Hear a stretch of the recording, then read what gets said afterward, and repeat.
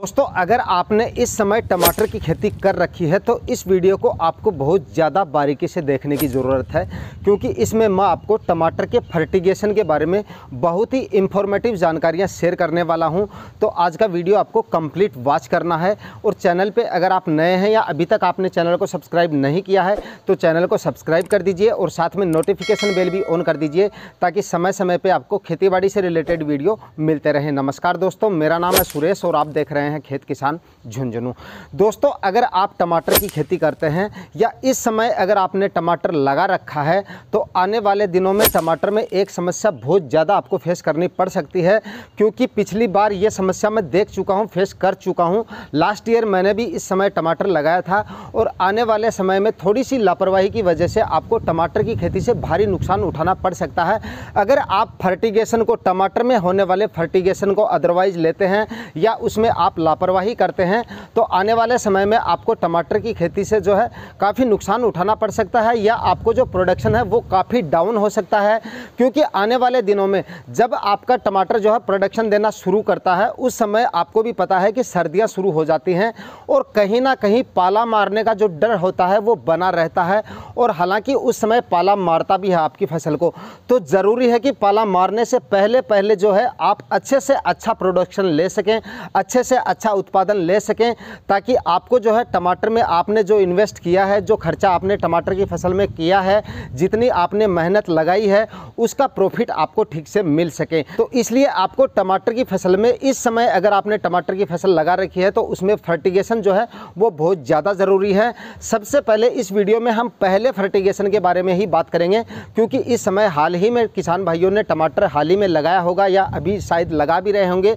जो किसान भाई अभी टमाटर लगा रहे हैं वो थोड़े से लेट हो सकते हैं, लेकिन ज़्यादातर किसान भाइयों ने अभी टमाटर का जो प्लांटेशन है वो कर चुके हैं। 10-15 दिन हो गए होंगे शायद मेरे ख्याल से, और कुछ किसान भाइयों को शायद महीना भर भी ट्रांसप्लांट किए हो गया होगा। लेकिन जो किसान भाई अभी टमाटर का ट्रांसप्लांट कर रहे हैं या जिन्होंने 10-15 दिन पहले ट्रांसप्लांट किया है उनके लिए ये वीडियो काफ़ी ज़्यादा इंफॉर्मेटिव होने वाला है। तो बात कर लेते हैं टमाटर के फर्टिगेशन के बारे में। दोस्तों, अगर आप पहला फर्टिगेशन ठीक से कर देते हैं या समय पे कर देते हैं तो आपका जो टमाटर का प्लांट है वो ठीक से ग्रोथ भी कर लेगा, जड़ों का विकास उसका अच्छे से होगा। और अगर टमाटर की ग्रोथ अच्छी होगी तभी आपको उसका जो उत्पादन है वो समय पर मिल सकेगा, जल्दी उत्पादन मिलेगा। और अगर टमाटर की ग्रोथ होगी तो आपका टमाटर का उत्पादन भी आपको ठीक से मिल सकेगा, क्योंकि पौधे की ग्रोथ और जड़ों के विकास पे ही हमारा पूरा जो उत्पादन है वो टिका रहता है। दोस्तों, अगर आपके टमाटर का प्लांट कमजोर है, वीक है, जड़ों का विकास ठीक से नहीं हो पाया है, फर्टिगेशन आपने उसमें ठीक से नहीं किया है, तो आने वाले समय में जो उत्पादन है वो तो आपको लेट मिलेगा ही, उत्पादन आपको कम भी मिलेगा।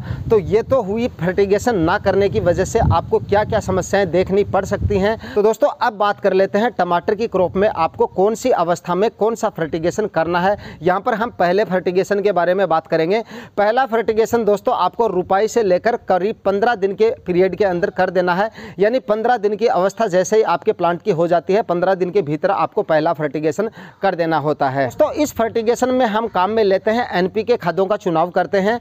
एनपीके खादों में पहला फर्टिगेशन दोस्तों अगर आप कर रहे हैं तो यहाँ पर आपको लेना है एनपीके 19-19-19। दोस्तों, एनपीके 19-19 में 19% नाइट्रोजन होती है, जो पौधे की अच्छी बढ़वार और पौधे में हरापन बनाए रखती है और पौधे की अच्छी ग्रोथ आपको देखने को मिलती है नाइट्रोजन की वजह से। और 19% उसमें फास्फोरस होता है, जिसकी वजह से जड़ों का विकास अच्छे से होता है, फल फूल जो है वो आपको ठीक से मिल जाते हैं, अच्छे मिल जाते हैं। और 19% उसमें पोटेशियम की मात्रा होती है, जिसके वजह से आपको जो फल की क्वालिटी है वो काफ़ी शानदार मिल जाती है। तो यहाँ पर हम जो पहला फर्टिगेशन करेंगे उनमें तीनों खादों का इक्वल होना ज़रूरी है, यानी तीनों आपको बराबर मात्रा में मिल जाती हैं। 19% नाइट्रोजन मिल जाता है, 19% फास्फोरस मिल जाता है और 19% ही इसमें आपको पोटेशियम भी मिल जाता है। तो दोस्तों, यहाँ पर आपको पहला फर्टिगेशन जो है एनपीके 19-19 का करना है। एनपीके 19-19 का पहला फर्टिगेशन आप ड्रिप इरिगेशन की सहायता से भी कर सकते हैं और स्प्रे की सहायता से भी कर सकते हैं। खुराक कितनी रखनी है वो हम आगे बात करेंगे, पहले फर्टिगेशन के तरीके पे बात कर लेते हैं। दोस्तों, अगर आपके पास ड्रिप इरिगेशन है तो आपको मैं यहाँ पर सजेस्ट करूँगा कि पहला फर्टिगेशन आप जो है ड्रिप इरिगेशन की सहायता से करेंगे तो वो ज़्यादा बढ़िया रहेगा। आप NPK खादों का फर्टिगेशन जो है स्प्रे के माध्यम से भी कर सकते हैं, लेकिन पहले फर्टिगेशन में हमारे प्लांट की जो ग्रोथ है वो इतनी अच्छी नहीं होती है कि खाद जो है वो पत्तों से ठीक से उठा सके, इसलिए आप पहला फर्टिगेशन हमेशा ड्रिप इरिगेशन की सहायता से ही करें।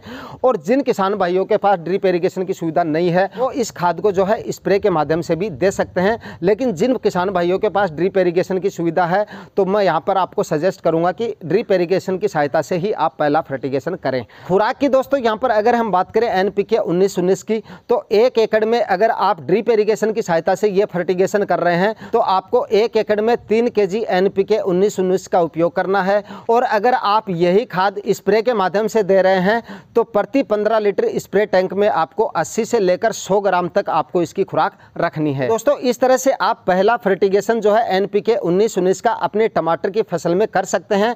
लेकिन एक चीज़ का आपको यहाँ पर और ध्यान रखना है, NPK 19-19 के फर्टिगेशन आपको 2 भागों में करने हैं, एक बार में ही आपको पूरा नहीं देना है। जैसे कि आप 1 एकड़ में 3 kg NPK 19-19 चला रहे हैं तो ये आपको 2 बार करके देना है, यानी 3 या 4 दिन का बीच में गैप करके देना है। जैसे आज आप NPK 19-19 ड्रिप के माध्यम से दे रहे हैं तो आज आपको केवल 1.5 kg NPK खाद का फर्टिगेशन करना है और उसके 3 या 4 दिन बाद में दोबारा से आपको NPK 19-19 का 1.5 kg बचा हुआ जो खुराक है वो आपको चला देना है। इस तरीके से अगर आप फर्टिगेशन करेंगे तो वो ज़्यादा असरदार रहेगा, ज़्यादा काम करेगा और आपके जो प्लांट का विकास है वो भी काफ़ी शानदार आपको देखने को मिलेगा। इसी तरह से अगर आप NPK 19-19 खाद जो है स्प्रे के माध्यम से दे रहे हैं तब भी आपको 2 भागों में ही करना है। पहले आप स्प्रे के द्वारा 70 से 75 ग्राम प्रति 15 लीटर स्प्रे टैंक के हिसाब से आपको स्प्रे कर देना है और उसके 3 दिन बाद में बचा हुआ जो खुराक है आप उसमें आपको स्प्रे करके जो है वो अपनी खुराक डाल देनी है। दूसरे स्प्रे में भी आप 70 से 75 ग्राम ले सकते हैं स्प्रे के अंदर अगर आप ये फर्टिगेशन कर रहे हैं तो इससे आपकी जो प्लांट की ग्रोथ है वो काफ़ी शानदार मिल जाती है और खाद जो है